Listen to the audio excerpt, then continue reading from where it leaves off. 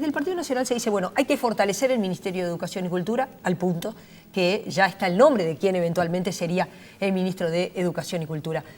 ¿Pasa por ahí, por ese fortalecimiento? Esa es ¿cómo lo ve esto el Frente Amplio?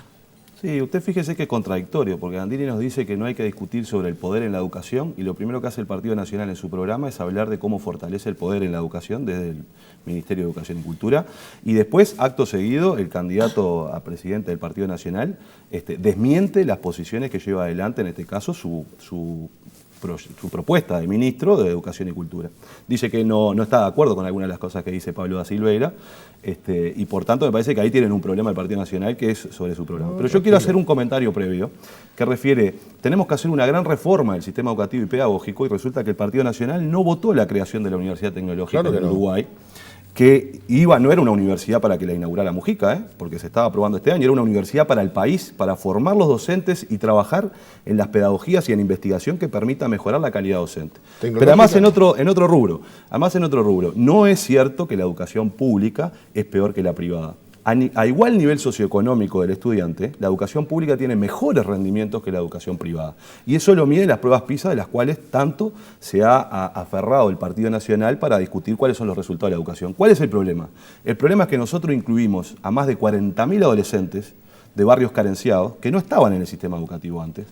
Y ahí tenemos un problema, porque en realidad el rendimiento de los estudiantes es mayor si tienen un nivel socioeconómico superior. ¿Qué quiere decir esto? Si los estudiantes que llegan al liceo de la escuela siguen viviendo en un asentamiento, no tienen un lugar para estudiar, su familia no lo puede acompañar, eso genera dificultades en el aprendizaje y en las oportunidades que puede captar ese niño o ese adolescente que va al liceo.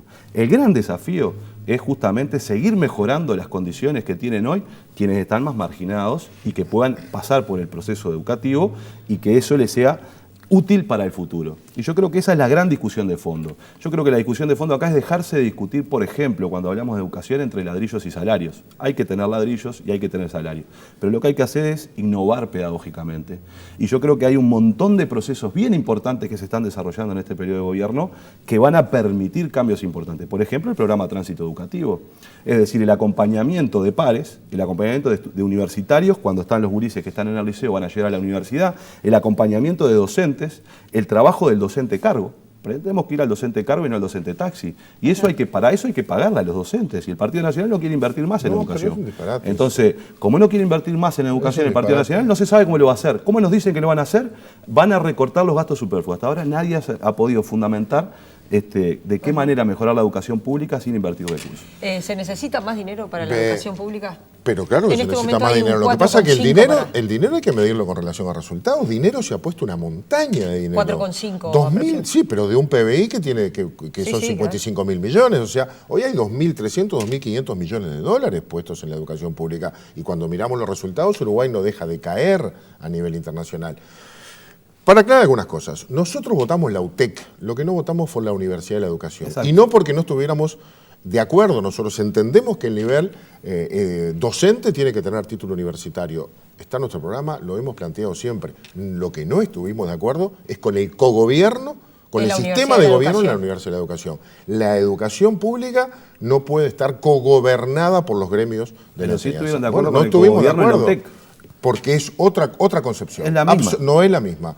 No es la misma porque quienes gobernarían... Si el argumento es el gobierno lo podía haber votado para la Universidad de la Educación. Quienes gobernarían la Universidad de la Educación serían el gremio de magisterio, el CEIPA y el movimiento estudiantil, porque no entienden que la universidad tal como es, que es cogobernada, está gobernada por egresados docentes y estudiantes de una multiplicidad de orientaciones. En cambio, la educación tiene como fin básicamente la contratación del propio Estado y la formación de los docentes no puede estar entregada a las corporaciones gremiales que tienen una visión sesgada. Nosotros no estuvimos de acuerdo. Fueron ustedes los que no transigieron con eso y se frenaron y no permitieron que hubiera una universidad. ¿Por qué? Porque tienen mayoría si quieren hacer lo que quieran. Pero acá se necesitaban 2/3 y no fueron a negociar. La verdad, no fueron a negociar.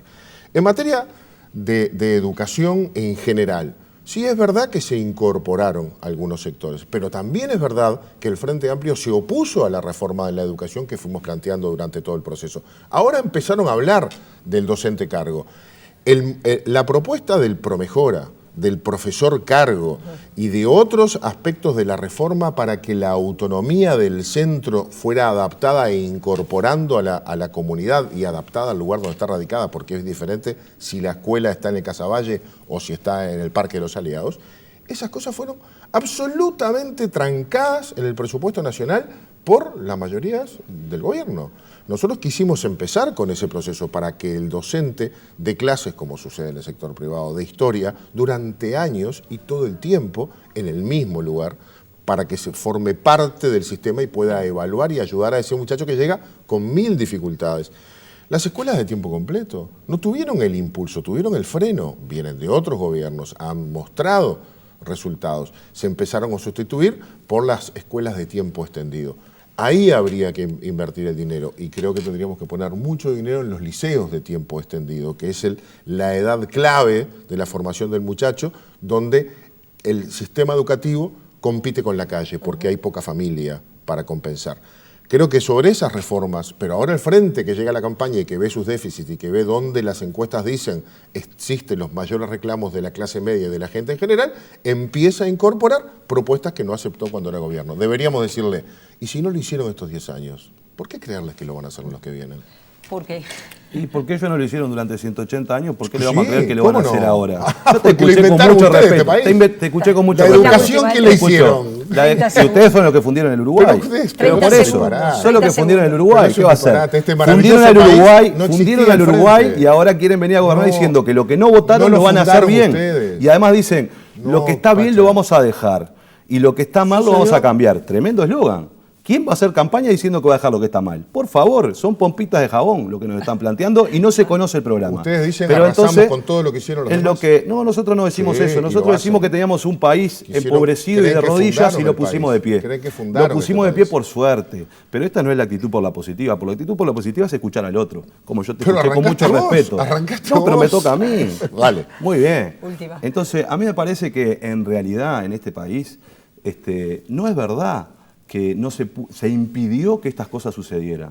Porque en realidad estas cosas se resuelven. Para tener un docente cargo se necesita pagarle el salario, pero el docente cargo no es solo que esté en un liceo.